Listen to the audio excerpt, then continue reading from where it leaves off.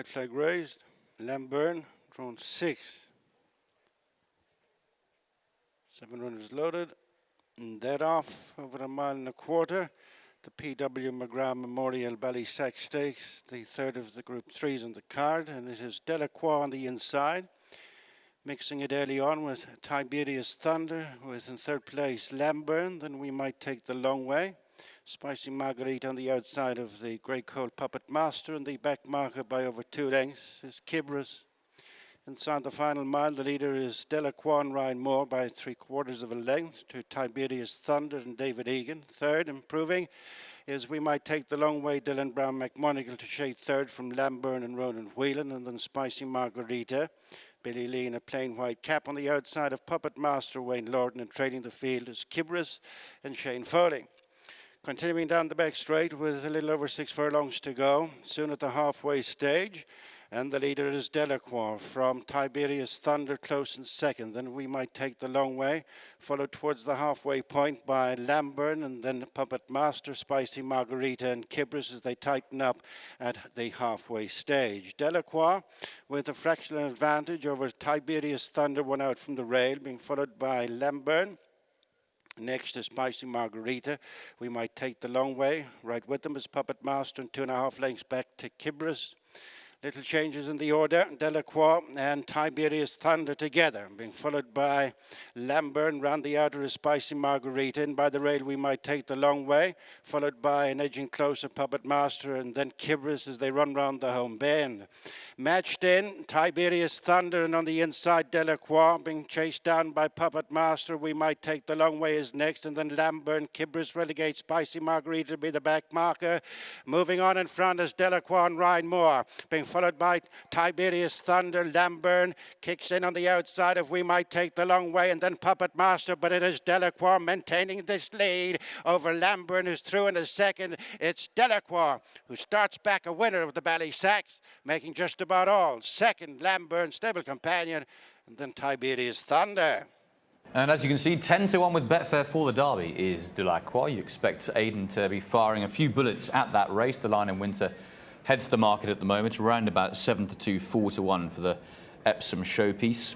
And Twain is currently second favourite, 7 or 8. So, along with Expanded as well, Aidan O'Brien has got a fair few shots to fire at that big race. But it was a pretty good performance from Delacroix, the son of Dubawi, out of a Tepin mare, who stays on strongly in the closing stages. He had the rating to win that from last year's best efforts. And even with the penalty, he proved too strong here. How impressed were you? I know you wanted to pick up on something sort of midway through the race. We're going to have a look at that now. Yeah, you can see he's got into a really good rhythm in front. But if you just look at Ryan Moore's left hand, he's having to really drag around this bend. And you can see the bits right up in his mouth. And he's got a very slack right rein.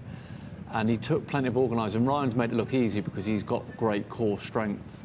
But he's really organising well. And actually, when he levelled up, he was fine.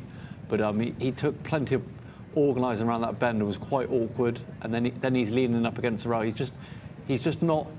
He's obviously very talented, but he takes lots of managing from his rider, and Ryan Moore makes him look easy, but it was not an easy ride at all.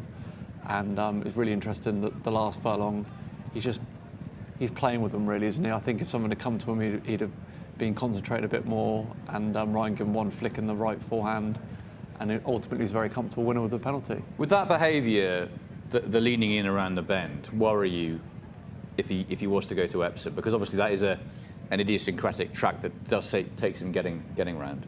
I'm sure that they're going to do some work with him to make him more manageable, and he showed signs of it, didn't he, last year? But there's no doubt today, like when Ryan wanted him, he was fine, but he just takes a lot of managing, and Ryan managed him really well from a rider's perspective. But he's obviously a horse with lots of talent, but he's still immature in the way he races, and I think there's more to come from him. Yeah, I think that's right. I think there's more to come from Lambourne as well. That was a good run in second. He stayed on really strongly, didn't he? Yeah, much better than when last he went disappointing, and it was a big step forward, and he's going to be a nice fun horse for connections going forward. He will be, and a decent run too from Tiberius Thunder, actually. That was his first start on turf. Lots of encouragement to be gleaned from that. He was a winner at Dundalk 44 days ago. and has come home for a decent third, I think, in the end, Tiberius Thunder. So Adrian Murray continues to have his team in good form after Arizona Blaze ran a decent race earlier on. He's likely to be dropped back in trip, you'd think, going forward. But Delacroix, likely to be stepped up in distance. 7-4 on favourite, wins the Ballysax for Ryan Moore and Aidan O'Brien. Can he become the first horse since Harzand to do the Ballysax Epsom Derby double? We shall find out. Second, that was Lambourne at 9-1. Watch live racing now on racingtv.com.